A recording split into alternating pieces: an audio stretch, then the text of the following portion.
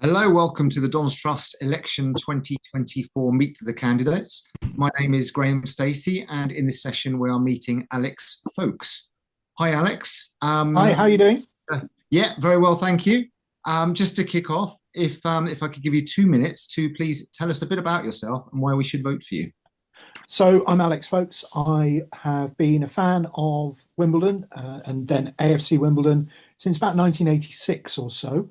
I got really involved at the end of our Selhurst Park days. I was a season ticket holder. I got involved in the protests. I helped a couple of other people, well, quite a few other people, to put together Yellow and Blue, the alternative matchday magazine. Obviously, then the whole MK thing happened. We started again, and I was a founder member of the Dons Trust. In the very early days, I worked as one of the club photographers. Really enjoyed that, although I can tell you that the athletics end at Kings Meadow is the coldest place on earth if you can't move. So that was good fun. Then I moved away. I moved down to Cornwall. Obviously, kept on following the Dons, going and seeing whenever I could. Moved back to London quite a few years ago now, and have been working with the club ever since. I was the chair of the electoral support group for a couple of years. I stepped away from that, and now I'm standing for election. I was co-opted in the summer to fill the vacancy when Michelle Little became the vice chair of the PLC. And this is the first chance I've had to stand for real election. So I'm looking forward to it. I've learnt quite a bit over the last 6 months, and I think I can really contribute to the board moving forward. I have to say the board I think is a really functional board at the moment. It may not have been always that way in the past, but there are still things we've got to improve on. The number one, and everybody's going to say this, I'm sure, so I may as well get in there first, is communications. We are not and we will never be perfect at communications, but we need, as a fan owned club, to be in touch with our members, including our members all across the world, as often as possible, as clearly as possible, so that they understand what's being done in their name. And when there's a decision to be taken, they are the ones who are actively taking that decision from a position of power because they know what they're voting on. As a board, of course, we need to implement the decisions that are taken absolutely fairly and consistently. Doesn't matter whether I voted for A or for B. If a decision is taken, whether it's by the board or whether it's by the membership as a whole, we need to implement that. And so the members need to have confidence that the board is working for them. So that's basically what I stand for: better communications, a better, smarter working board, and a responsive board that really is listening to what our members have to say. We're at 2 minutes. Great, thank you. We now have 5 questions. We're going to be asking all candidates the same questions. You have 2 minutes to answer each one. The first one is, what would your strategy plan be to plug the club's annual £1 to £2 million losses? I think they were revealed as about 1.5 million net for 2023. So I think it's not unusual in football for a club to make a day-to-day loss. I don't think, sadly, there are any clubs or very many clubs that are profitable in and of themselves, certainly not at our level. I think that our club is doing pretty well in that our losses are only that amount. But it's still worrying because we're a fan-owned club, and ultimately, if we can't pay our bills, what are we going to do? We don't have a money bags, and we don't want a money bags to bail us out. We are trading at a profit at the moment when you include player sales, and that's always going to be the case. We're a lower league club. We're always going to be, and we've got a really good academy. We're always going to be selling on some of our best talent. We have been lucky to have Jack Curry, Ali Al Hamadi, and various others that have made us a profit, and that's how we can afford to stay in the black at the moment. We cannot rely on that year on year, although I think the likelihood is that we will continue to develop our players and be able to sell them on at a profit. But what we need to do is to get more money out of the stadium. We've got this fantastic facility. We need to be making sure we make as much money on match days and from football related activity, but also non-match days, selling the conference suites. At the moment we've got London Broncos in. Maybe they'll stay, maybe they won't. But I think actually ground sharing, although it's not ideal, is necessary to be able to help us balance the books. Ultimately, if we default on the debts that we owe, which may be friendly debt, it's bondholders, but it's our fans who we owe money to. So I don't want to be doing that at all. That's actually why personally I voted reluctantly for the 50% vote, because I don't want us to fail to pay our debts. And having that extra option of selling equity is what I thought was, as I said, reluctantly, we might need to consider. But I don't want to be there. I don't want to have to do that. I'd much rather stay at the 75% as we have and make the money through match day and non-match day income. That's what I want to do, is continue concentrating on that side of things. Great. Okay. Question number 2. If you could change one thing about the Don's Trust, what would it be and why? I think I covered that in the first question, to be honest, the elevator pitch. I think improving the communications. I think that there are a lot of people out there, firstly, who don't hear enough from the Don's Trust. And let's remember, we've got several thousand new members through the season ticket membership scheme. So they don't hear enough from us about what we're doing in their name. But at the same time, Pro Boards isn't great. That's being replaced, but we need to make sure that the new system works for all our fans. I think that sometimes people, even when there are key decisions and they know there's a key decision coming up, they don't quite understand the nuances. So we've got to present both sides of the argument fairly and allow people to make the decision that they want to based on good knowledge. If I could pick something else, I'd say better involvement of our international base. We have a story. People talk about this story all the time, and I think it's right that they do, because it is unique and it is something that I think we can sell ourselves around the world. Maybe not the Wrexham way, but we can sell our story. And we've got fans across the world. We need to develop them, get more of them, involve them more, and see what we can do to get some more money out of them, to be brutally honest. We have a lot of fans who would like to be more involved, more part of it. And if we can do that whilst getting some more money out of them, I think that would be a good thing. So number 1 is communications. Number 1 is making sure our fans understand what is happening at our football club. Great. Okay, question number 3. So could you summarize your stance on fan ownership and how we can thrive as a club under the current ownership model? So it's our reason for being. We are AFC Wimbledon. We are known for being a fan-owned club. Now, whether that is 100%, 75%, 50%, or somewhere in that range, we're still fan-owned. The majority of our shares and our voting power is held by the Don's Trust, and it should always be that way. We can face reality of what happens if the number of shares moves in the future. That's fine. But that's what we are all about. So my answer is to continue to trade off that, to be fan-owned, to make sure our fans are in control, to never lose sight of the fact that the PLC, the directors, the staff work for us, the fans. If something's going wrong, we need to do it properly. We need to have a good staff versus owner relationship.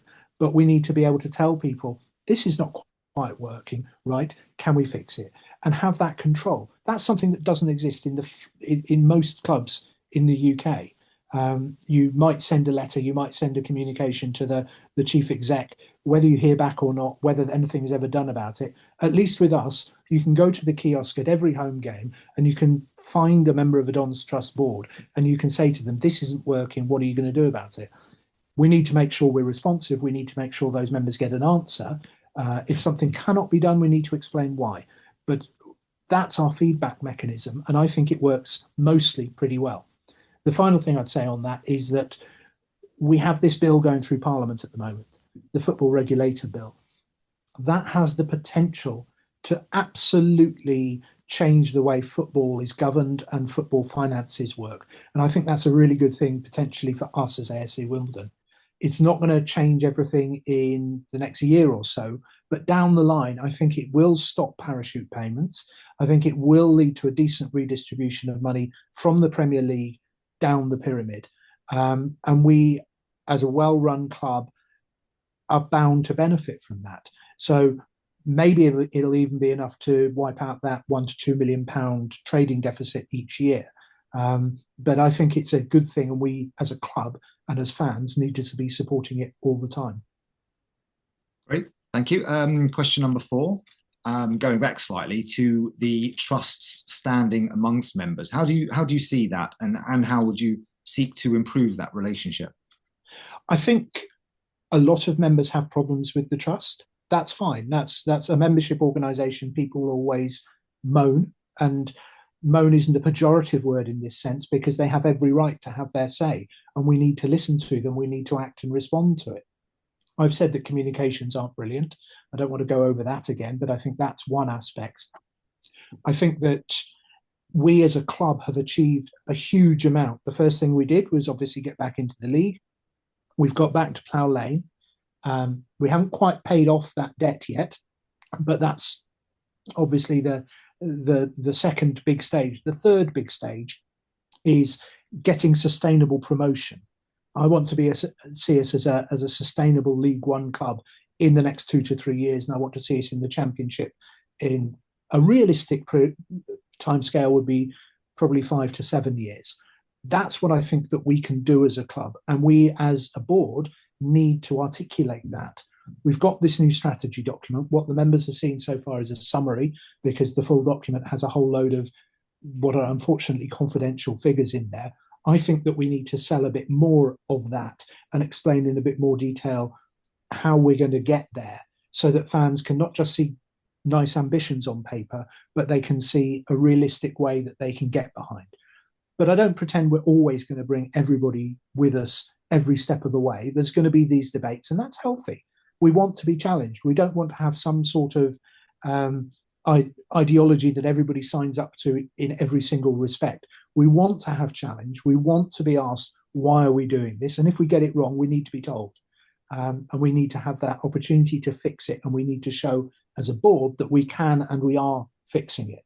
We need to be responsive. So, yeah, I think we're moving in the right direction. We're not quite there yet, but I think that we are, as a club, we've achieved virtually everything you could possibly have expected from us in this short period of time.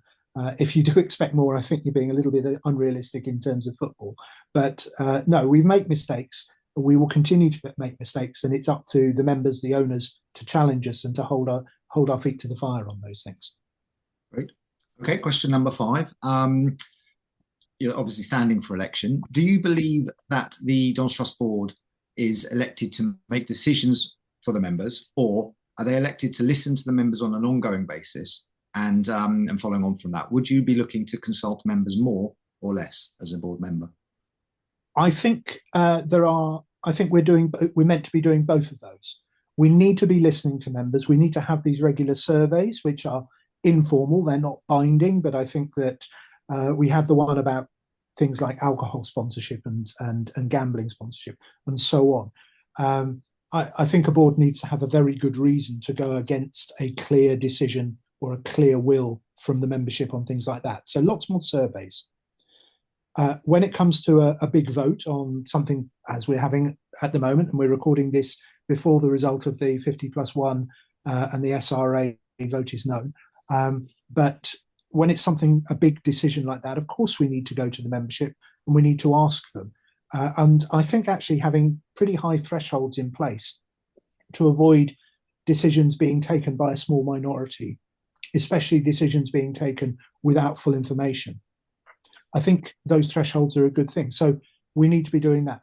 But at the same time, there are going to be decisions which the DTB is going to be asked to take, which need to be taken quickly. I'm sure from your time on the board, Graham, you will remember there are some of those. I've been involved in my short time already in 2 or 3 of those. I'm afraid I'm not allowed to say what they are, because they were confidential matters to do with commercial relationships. But those are decisions that we need to take on behalf of the membership, where we cannot, unfortunately, give all the details to the membership. So it's going to be both. But ultimately, we are there as an oversight body.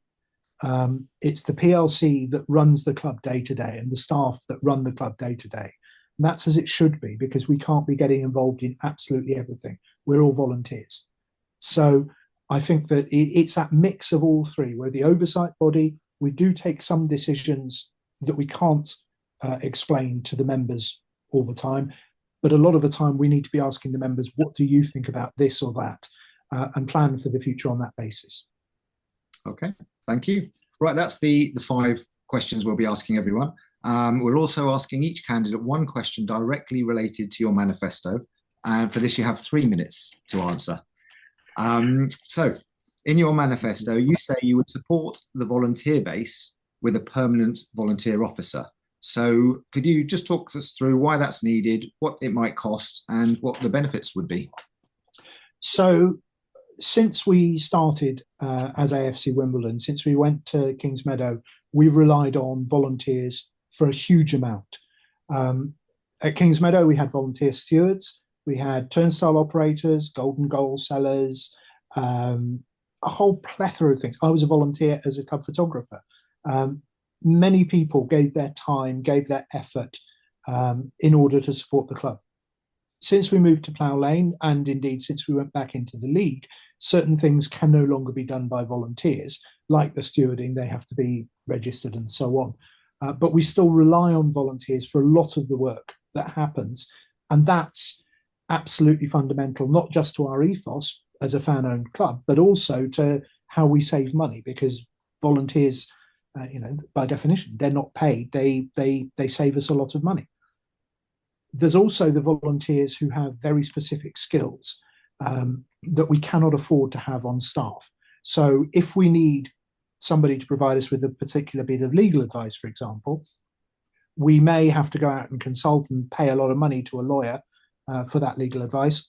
But it may be that we've got a lawyer with that sort of specialty in the fan base who would be willing to give us a bit of their time. And still, because they're a professional lawyer, be covered by their indemnity insurance and so on, so that we could rely on that advice. That's something that we are doing, but I think we can do more of. I'm a volunteer in part of my spare time at the Globe Theatre, and some of the things they do for their volunteers are incredible. And I think that we need to look at some of the best practice across the field and say, can we be doing more to reward our volunteers, not with cash, but with things, with experiences and so on. We've got the volunteers' annual away trip and so on. That's great, but I think there's more that we can do. So we need to keep our volunteer base up. We need to reward them as much as possible. We need to build a database of specialist volunteers. Great. But how are we going to do that? I think that's by getting a volunteer officer into the staff in the club who can manage that process. That's going to be, I would envisage, a full-time position at sort of middle rank sort of thing. So it's going to cost money. Let's say, for the sake of argument, it's going to cost £35,000 a year. I think that money is well worth spending, because I think it will get us the return in terms of money saved from what the volunteers can do, and it will prove to be a benefit, a financial benefit to the club. That's why I want to continue to involve volunteers, make more use of specialist volunteers with particular knowledge, reward them adequately, and in order to do that, let's get that volunteer officer in place. Brilliant. Right. Well, thank you for your time, Alex, folks. All the best with your campaign. Just let viewers know they can watch all the candidate interviews on our YouTube channel. And to vote, members should have a link in their email inboxes. The deadline to vote is December the 3rd. You can find all candidate manifestos at thedonstrust.org. And that's it for this session. Thank you very much for watching, and have a good election.